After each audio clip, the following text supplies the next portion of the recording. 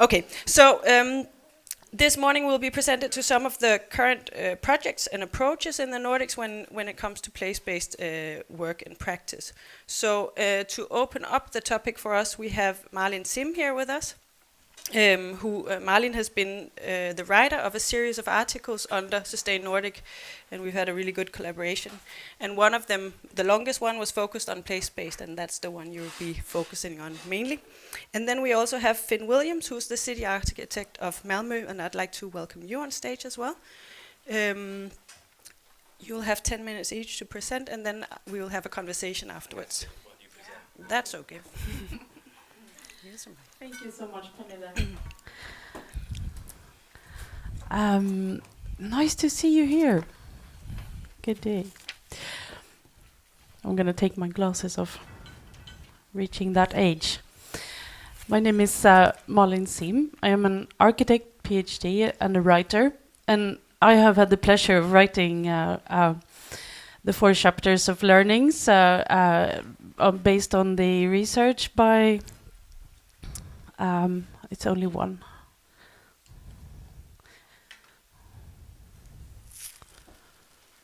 Yeah, this one. Based on the amazing research and interviews carried out by Pernille and Angelica, and resulting then in the 4 chapters of learnings that Anders introduced and Pernille as well, edited from the 24 interviews. And so much expertise, so much dedication of lives and minds to this. All 24 contributing with their passions and perspectives. It's been a bit of a like a school for me to work with, actually.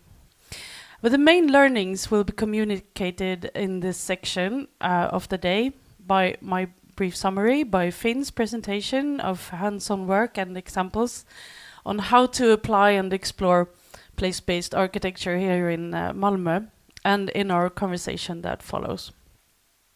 Oh, I could bullet point the heck out of this, but instead I just want to transfer a couple of layers of understanding and let you rest your eyes on this quote by Donna Haraway. The methods of working with place-based architecture and construction can be expressed as, simple enough, thinking and knowing. Thinking and knowing are essentially relational processes. They require a genuine interest in where you are.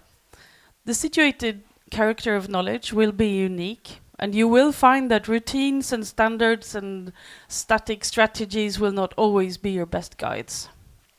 If you exercise the capacity of perspective shifting, however, there is a range of creative maintenance of social structures, materials, energy, infrastructure, culture, identity, and relations, and each place come with their own mix of cultural, social, political, financial, and legislative barriers. No 2 places are the same. The particular Nordic vocabulary of places comes through in these articles. Especially this one, as we are reminded, for example, of tunet, beautiful word, kind of Nordic rural piazza, and the fine art of tuning a residential block to keep the hey size, a greeting and an acknowledgement of each other without necessarily being an invitation of overwhelming obligations. And there is the term dugnad, a mutual exchange of helping hands, like a currency of care. These words turn into typologies and form a cultural pool of archetypes found all over the Nordic countries. And there are a lot more examples. The harbors, the mills, the churches, logen, stadshotellen, hembygdsgårdarna, ungdomsgårdarna, stadsfestivalerna, the football fields, and so on. And you will find in this article perspectives on place-based architecture, the claim that the more sustainable an architecture, the more it will express local identity. And of course, vice versa, the more local architecture, the more sustainable. The architects interviewed also remind us that building from place-based knowledge means to never build from scratch. it is the architect's expertise to recognize and see the potential in the existing structure. And that is sought after in a future where the impulse of planning and or building from a tabula rasa, like from the blank page, that needs to be inhibited. Repurposing puts the architect in an interesting exercise of playing with time and narrative. By combining something that has a history with a new use, you can actually find yourself suddenly in a sweet spot between the familiar and the innovative. A place that allows us to communicate both the history and the future of the place at the same time. The critique of modern generic architecture and the subsequent call for resurgence of traditional architectural styles, that often happens to the placelessness of contemporary buildings. Designed for investment value, perhaps more without any involvement in the place where they stand. The one-size-fits-all, out-of-scale solutions often fail to meet the local needs and lack connection to the place they stand. They get aloof and out of contact. Where industrial generic building has caused this disembodiment between architecture and climate, material, culture, craft and community, place-based architecture brings us back in balance with reality. One conclusion we can draw from the conflict of the popular vote on traditional-looking architecture is that place is one of the building blocks of our identity. If we are offered poor building blocks, we may become as disattached as the generic and mute architecture that frames our lives. The recipe for attachment, however, may not be necessarily found in the 19th century planning cookbook. The taste or style discussion tells us that there is a connection between humans and sites, and we need to be able to care enough for this particular sense of place. This I know Finn will definitely dive into. The greatest adornment, the greatest luxury in architecture may indeed be time. Here I want to quote Marva Dabaye. We're happy to have her presenting her work this afternoon. Marva talks about place-based architecture as an iterative process where the results you get are achieved over long periods of time. The time it takes to go from try and fail to try and succeed, and finally to try and excel. This iterative process, Dabaye reminds us, means that particularly indigenous architecture has drawn from the luxury of time. There is never nothing. Local resources can always be found. There's never nothing in a place. In the article, we learned that sometimes a small, ambitious municipality may wish that someone would just come there and place an industry there or make investments of a certain scale into the small community to save jobs, save service. But often, this is a sort of regional perspective speaking, that the future will come to those who lower the cost threshold and offer up space and resources. The "if we could only" thinking distracts from the focus on what is already there, although it may require making the inventory and analysis of existing structures. There is never nothing. Understanding of a place is key to survival. Observing the cyclic resources, nursing the assets, and assessing the risks of a habitat. This is what animals do all the time, all around us. If we would go to Mars, we would have to science the hell out of it, quoting Matt Damon's character in The Martian. Luckily, we travel with a tidy toolbox packed by these interviewees.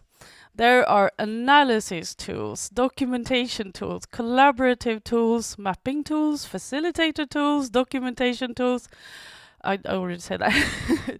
Tools in the hands of local governments and tools in the hands of the residents. These tools are more purposed to creative maintenance than building something new, brand new. They are made to gain knowledge of cultural, historical, environmental and architectural qualities. And in contrast with the lonely Martian, we have each other.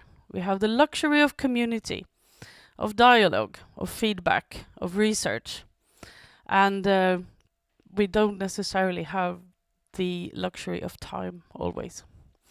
This need for exchange of knowledge and thinking is best met with exercising your ability of hostmanship, to invite, to make people feel welcome, to open up your place and allow for an exchange of ideas. And this is necessary to be able to navigate the complexities of development, including stakeholder engagement, financing, and organizational needs. In an international context, there will be, if we are generous and inviting, countless open doors, because the local is the least common denominator of people all over the world. Here's my final section. There's a growing understanding that everyone is an expert in their respective local context, which is in itself a re-evaluation of people, whatever they do, wherever they are. Where there is knowledge, there is also passion, even frustration when you think of it, where you find it. It comes from the love of the place and the urge of making something better where you are. This expertise and love are incomparable assets, and some of the most important reasons why the local is where the capacity is to change. Finn.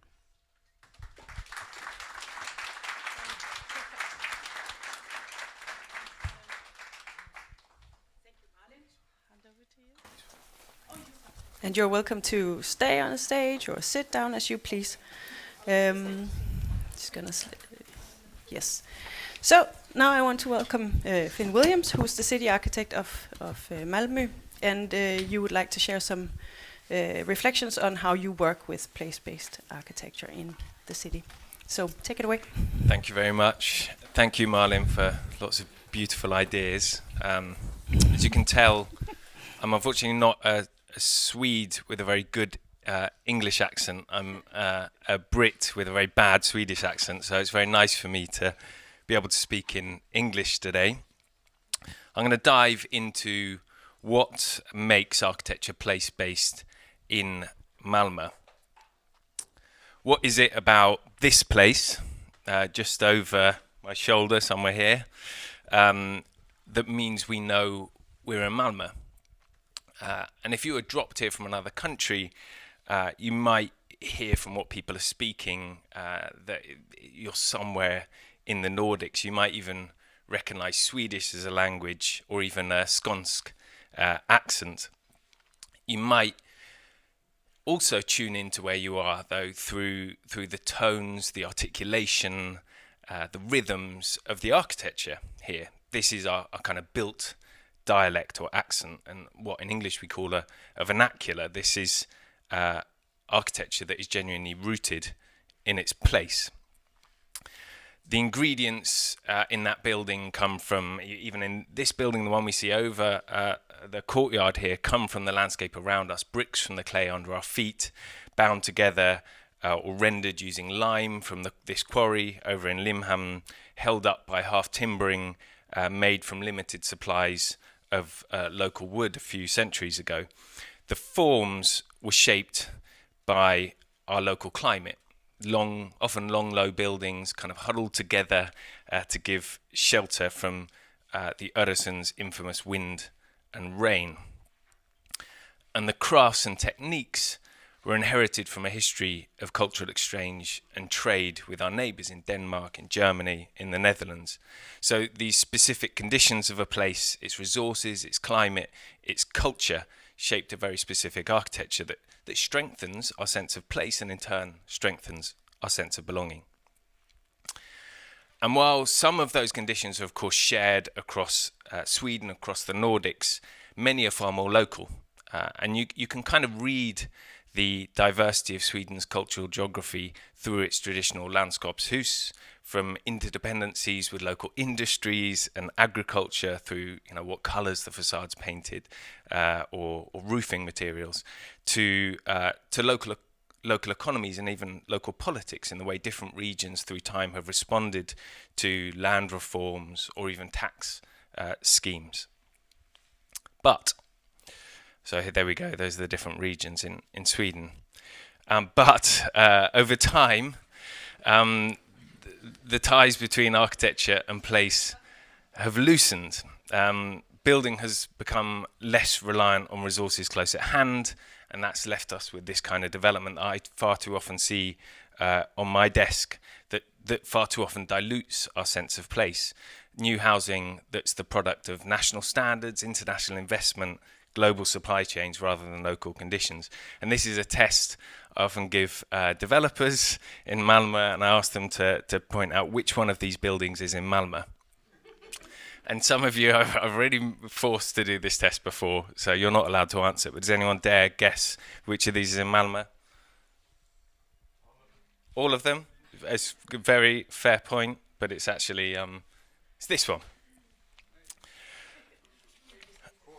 Of course. So when we're seeing so much of this stuff go up around the country, I can understand why many people and politicians are calling for something different. If they're not convinced about the direction architecture is heading in, it's a very natural knee-jerk reaction to want to rewind the clock to a time when people felt more of a connection with place. Ironically, the solutions that they're proposing are possibly only going to make things worse.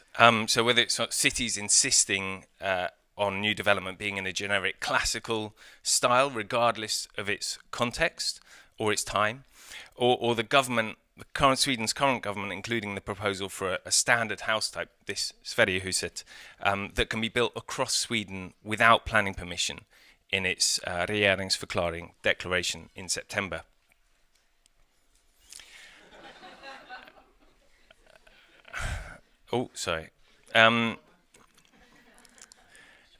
The challenge we're facing, of course, goes far deeper than style, decoration, or facades. Rolling out things like Sverigehuset will only further blur and erase those unique characteristics that have helped make Sweden into Sweden. Prefabricated standard house types don't suddenly create a sense of place just because they have a pediment or a portico or a pilaster stuck on. The challenge is building new, genuine connections between what we design and where and who we are designing for today.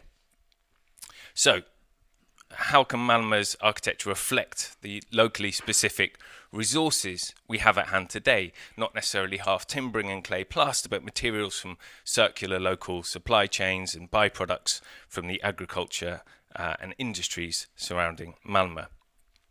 How can Malmö's architecture respond to our changing climate, where extreme rainfall, rising sea levels, urban heating demand that architecture takes on new forms?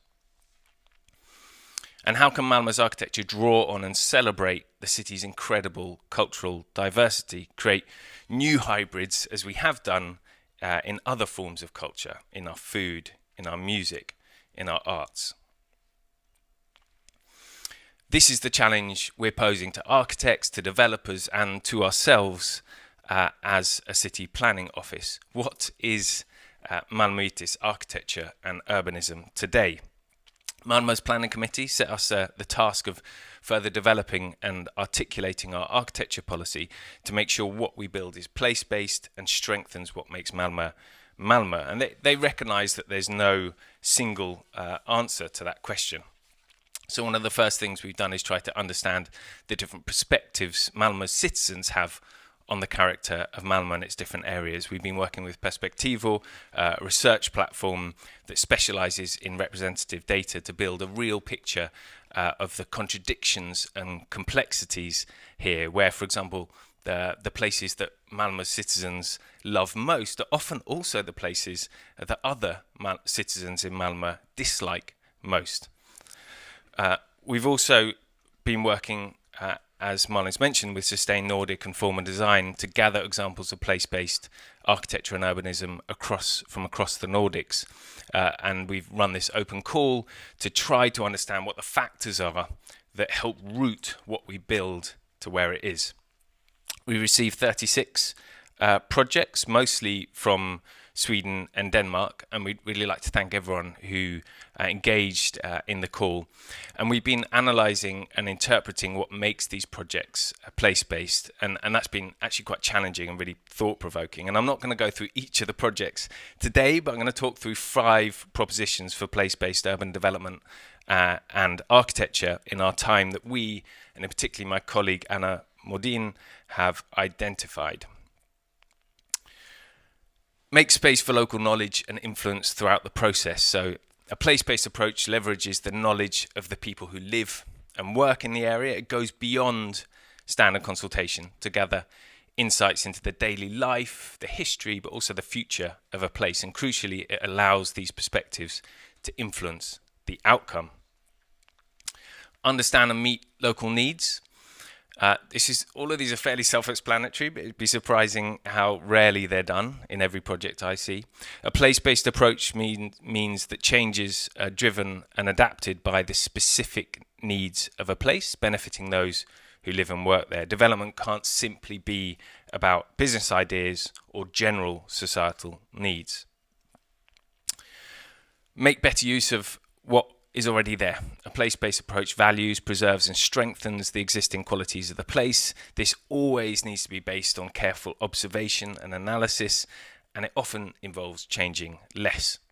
It also means allowing the found conditions and constraints of the place to shape how it changes, rather than preconceived changes to shape the place.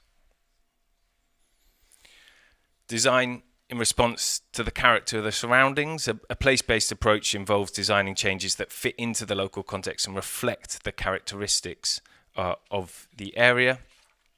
This may involve following existing patterns of development, colour, volume, materiality, texture or colour. It might also be about less visible aspects. It's not about mimicking the surroundings, it's about entering into a kind of dialogue. And like any good conversation, that means finding common ground and areas that you can agree on.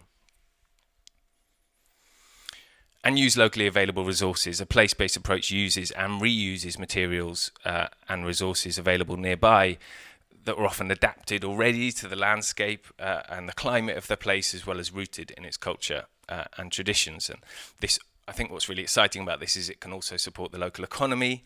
It can reduce, obviously, the need for long-distance transportation, and reduces the likelihood of extractive or exploitative practices upstream and downstream.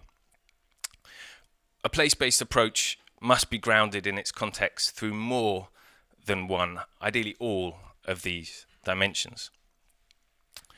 But one other thing the open call has made us question is where we mean when we say place. Is it the immediate physical surroundings where you can visually connect a change with the specific character of neighbouring buildings or its landscape? Is it the surrounding area or even the city where there are distinct local communities, cultures and economies that are not necessarily visible to the eye? Is it the region where there are natural landscapes, ecosystems, geological conditions, industrial supply chains, agricultures that provide very certain kinds of materials and resources in different places? Or could a sense of place even work at a national or Nordic level? And I've often felt, coming to Norway, to the Nordics from abroad, to Norway and Sweden and Denmark and other countries, that there are certain unique societal and political values in the Nordics that have allowed a different kind of architecture and urbanism to develop than in other countries. And that goes back to what Anders was talking about before, this sense of democracy, trust, fairness, what I often call an equality of quality. We can look jealously at how the tropical climates of other countries allow a completely different kind of open, fluid, raw architecture. But as a Brit, I think the Nordics have a very precious democratic climate that allows a different kind of openness that we also have to take care of. A place-based approach must be grounded in its context through more than one of these scales. It's different levels of world, as Marlin's Donna Haraway quote put it. In Malmö, a place-based approach must respect and enhance the city's differences and its diversity, not only what makes Malmö Malmö, but also what makes Kiseberg Kiseberg. And we've been working on this together with architects, developers, local people in our plans and planning applications in Malmö. And finally, that has to be not just visually, but across all different dimensions of design. If there's one word I've heard people use more than any other to describe Malmö's character, it's this Swedish word brokighet, which is kind of untranslatable to English, which I like in itself, but it's a kind of, as far as I understand, it's a kind of jumble or patchwork, and hopefully this more Malmöitis architecture that will and urbanism that we'll be developing together with many people here will hopefully help stitch and patch and weave this into an even more extraordinary patchwork. Thanks.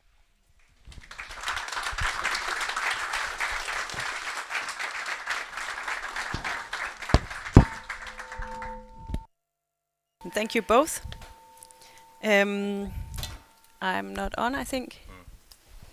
I think it's on. Now it's on. Thank you. So now I would like to open up conversation between Malin and Finn and you guys. So if you have any questions, please show your hand and we'll make sure to get a mic to you. While you think about your questions, then I'll ask the first one, I think.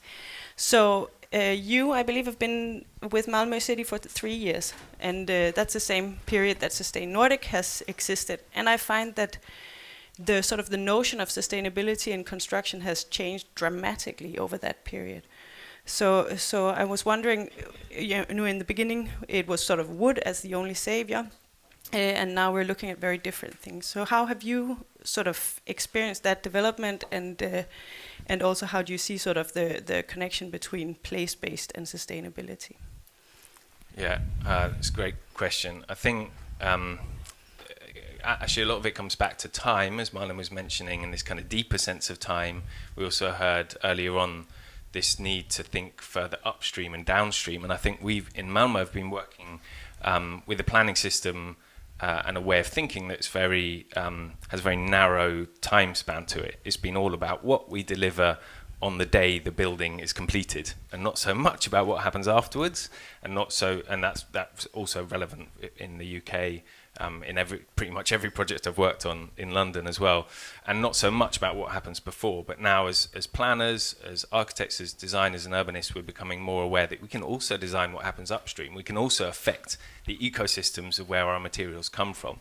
We can also even affect the ethical practices involved in building and in the local economies that are connected to that. And that's where it's super exciting to be working with things like policy and working in the public sector, but also networks of cities and countries where we can genuinely start to make those bigger shifts that aren't just about a kind of an extra solar panel here or there, but about like a rebalancing and reconnecting with the kind of natural environment that we need to be far more aligned with. I think we're also very lucky to be working in the context of the EU, and I say that as a Brit who wasn't in the EU for a couple of years, because on the horizon, even though it might seem to be happening slowly, I have real hope that things like the EU taxonomy and all the different mechanisms they're bringing in for the carbon border adjustment mechanism will really push us towards having to think more deeply about the upstream and downstream. In what we build. Mm-hmm. So is it fair to say that there's a more sort of holistic view on sustainability? We're learning that, but it's also a kind of we're having to I think learn new languages. There's a kind of literacy in things like even carbon equivalents per square meter that we haven't been used to be using yet, and now we're just about getting our head around that, and then realizing that's not big enough at all, because we really need to be working on the LCAs and looking much more whole life. So we're learning as we go along, but I'm definitely seeing it affect political decisions within a city like Malmö, decisions that are being made now that would never have been made 3 years ago. Great, thank you. And Malin, how have you seen sort of the this whole thing that Finn mentioned about the upstream and the focus on the upstream? So what happens before a building? Have you seen that reflected in our interviews about place-based? Oh yeah, definitely. The 24 interviews, 8 of them in this article, are definitely covering ground, and the place is not like a circular spot. It's a stretch. It could be a grid even. It really does have its implications. Is spread in any shape and form. I just love the dialect metaphor that you introduce, Finn, with that we are sort of bathed in a dialect, and as we are bathed in climate and in culture, in very much the same way as where is the place where one dialect turns into another? Like, where does skånska become Blekingemål? And how is this mapped? If you're a linguist, perhaps, but otherwise, it's just something that you feel. And the upstream downstream is such a good way of physically mapping out how consequences, what consequences are. It's just another way of saying that. Any density of place, any concentration of residential and industrial activities. If you are actually looking at upstream, downstream in terms of where water goes and where water is needed or exploited and resourced, that is an actual map of the terrain of consequences and assets as well. Thank you. Any questions from hands you guys? In the air? Any hands in the air? There's a hand here, and Johan will bring you a mic. There's another mic. Hi, can you hear me?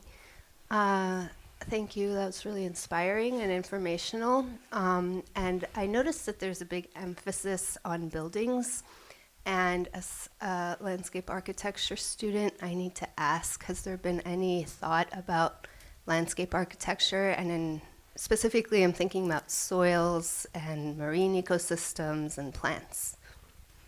Thank you for that question. Very important. Yeah? Yeah, I can take that. Yeah, I mean, as far as I'm concerned, intertwined, equally important, if not landscape being more important, because we're going to be building a lot less, hopefully. I have to say, our architecture policy, if there's an emphasis on when I say architecture, I perhaps slightly naively take that to mean a wider built environment, but our architecture policy that we're developing is focused on what the Stadsbyggnadsnämnd, that's say our city planning office or the city planning committee, has the ability to impact directly. And in Malmö, that happens to be buildings and not landscape. Funnily enough, that sits under a different political part of the organisation. And for me, that says a lot about perhaps the kind of slightly binary system we're working from the outset, where the tools we have are a lot based on to affect the built environment, are most directly connected to building something or not, rather than working with places as we find them, and landscapes and ecosystems as we find them. We're doing that in other parts of the organisation, and of course we're in dialogue with them. Specifically, that architecture policy doesn't have the remit to affect that, but my colleagues in the streets and parks and property department are also developing an equivalent plan that will have the same aims but be focused on our public realm and our landscape. So it's happening in parallel. One more thing about the system we've got, I find in any case that we have quite effective tools for keeping things exactly as they are, even in ecological terms as well, or in architectural terms, in terms of cultural heritage. And we've got far too effective tools at demolishing everything and starting again. And that also applies to landscape in terms of how we deal with sanering, how would you say that? Like cleaning land. But we've got far less well-developed tools for everything in between, which is basically everything we need to be working on in the future. That's another challenge I see in going from this very binary system to something that's more evolutionary. Malin? Yeah, what you see now in architectural practice is that offices that do have landscape architecture competence within the practice are much in a much stronger position today. Formerly, the landscape was that tabula rasa that we were talking about. Even the like really fertile fields outside Uppsala is very recently prospected and planned as residential areas, whereas they are there is within practice a much bigger understanding now that really there is the landscape is architects are much more in respect of what is there. It's not anymore the nothing that architects build upon. But it is it sounds crazy to say it, but it's really worth to point out that in anything is something that has happened in the last 30 years, that there is knowledge that this is not nothing. Mm-hmm.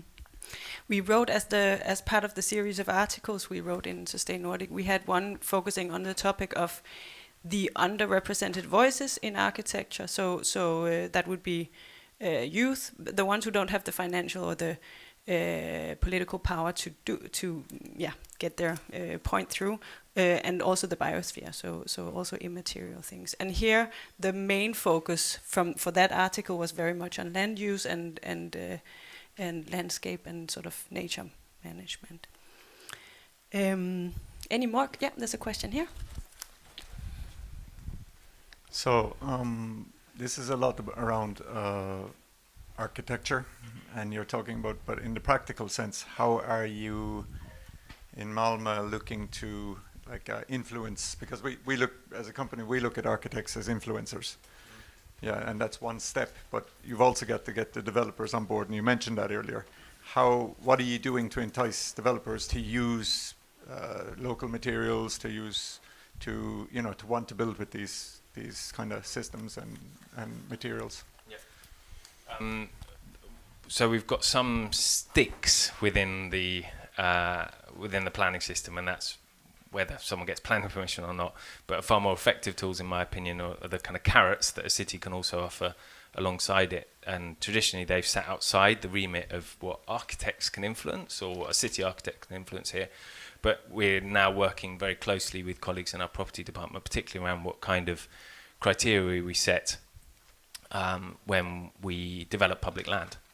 And that's about a much more holistic assessment of who gets public land, and that's based on quality, by which we mean everything I've just talked about, as well as environmental, social sustainability, with nearly always a fixed land price. And that gives us a set of tools to dive deeper into what's possible in different sites, but also build a kind of new form of practice across a profession. I think one other thing to mention is contractors. And there we've also got another really powerful set of tools as a city, which is what we build ourselves. And that again is a different part of the organisation, but we've had really great conversations, really encouraging and hopeful conversations with our colleagues who build our schools and libraries and other kinds of public buildings, who can also shift practice by what they require through procurement. Because I know that in Finland, where I'm based, that the biggest obstacle is actually that they don't want to build these types of buildings that are being designed, and they don't have the know-how. It's not profitable for them. It's not going to go there. So there has to be something that changes in that sense to get them more on board. Yeah. And I know that's the same here in Sweden. Yeah. I mean, it's absolutely. I completely see that. And that's down to legislation as well. Yeah, and I think what I was talking about is the things we have at a city level, the sticks and carrots we have at a city level to influence things. But my hope is that there's a much more powerful set of legislation coming from the EU down with the EU taxonomy, which will directly influence the financing they're getting, and maybe a bit too slowly, but in time ratchet up the requirements around a lot of what we talked about. Thank you. I think we have time for one more question from the audience. We have time. Okay. One more question over here.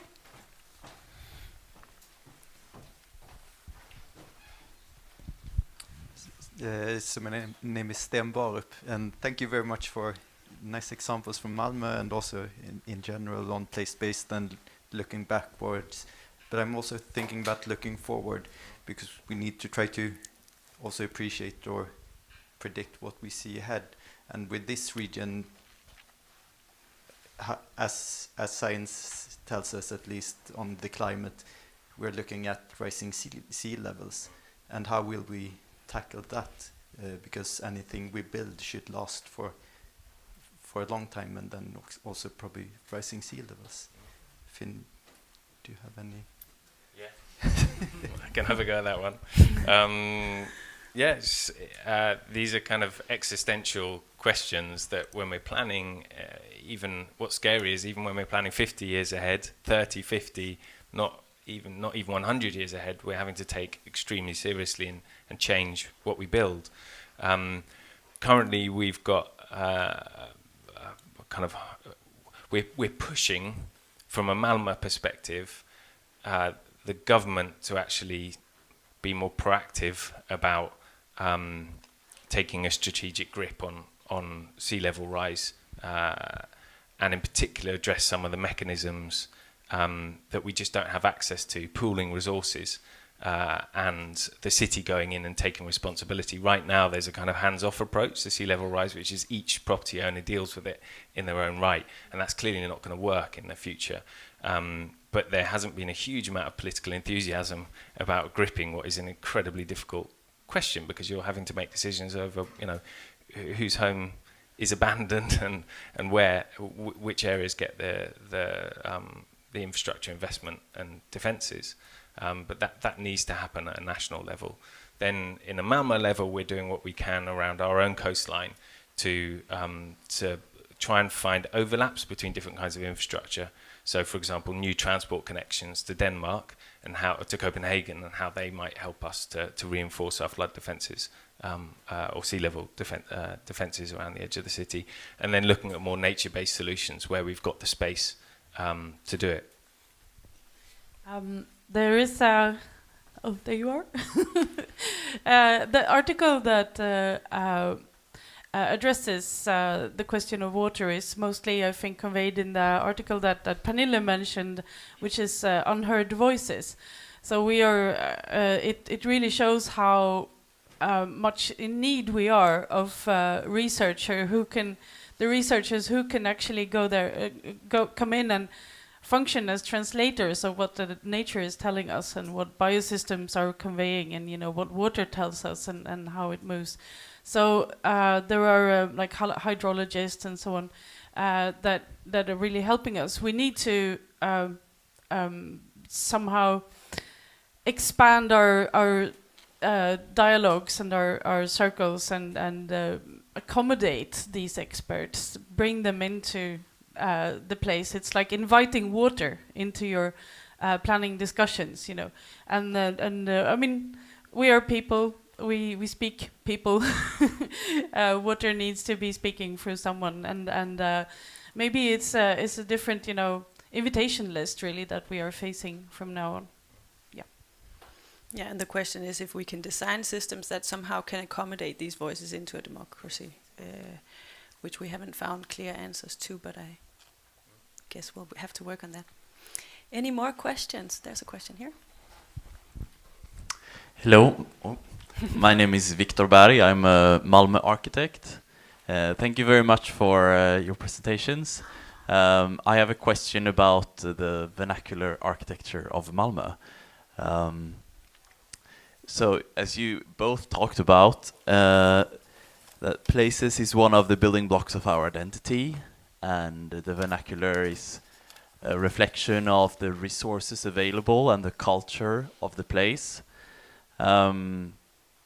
Is it today, like if you think about the culture of Malmö today compared to 100 years ago, when you take examples of what is Malmö and look at buildings 100 years ago, those buildings reflect another set of available resources and another culture.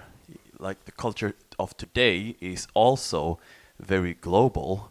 Like I'm talking English to you now, and as you said yourself, you're a Brit, and this is the Nordic collaboration, and we're talking about global challenges, and we're all on the internet all the time. So should the local vernacular also reflect that? And the resources available, as you said, they're also connected to the EU, and 50% of the rules comes from the EU. So should the vernacular also reflect that? Should we have a EU vernacular that also, like, is it, if you compare it to soup, should you say that 100 years ago it was more of a bland soup with just a couple of spices, and now it's a more complex soup? And part of the spices might be the same it was 100 years ago, but the other ones are, some are Nordic, some are global, and some are EU. Yeah, thanks. Yeah, it's a fascinating one, and something I've tried to think about a bit. I mean, one way I think about it is actually going back to what Marlin was talking about in terms of dialects.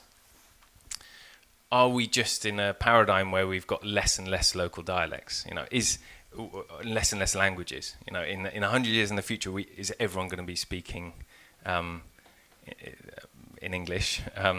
But I think one of the things that gives me hope and excites me is that dialects are live, they evolve, new ones emerge, and Malmö is an amazing example of that. Rosengårdssvenska, you know, that's something that emerged because of Malmö's diversity, and that is a great example of these hybrids, new hybrids you get from different people with different cultures and backgrounds meeting in a specific place and developing something unique together.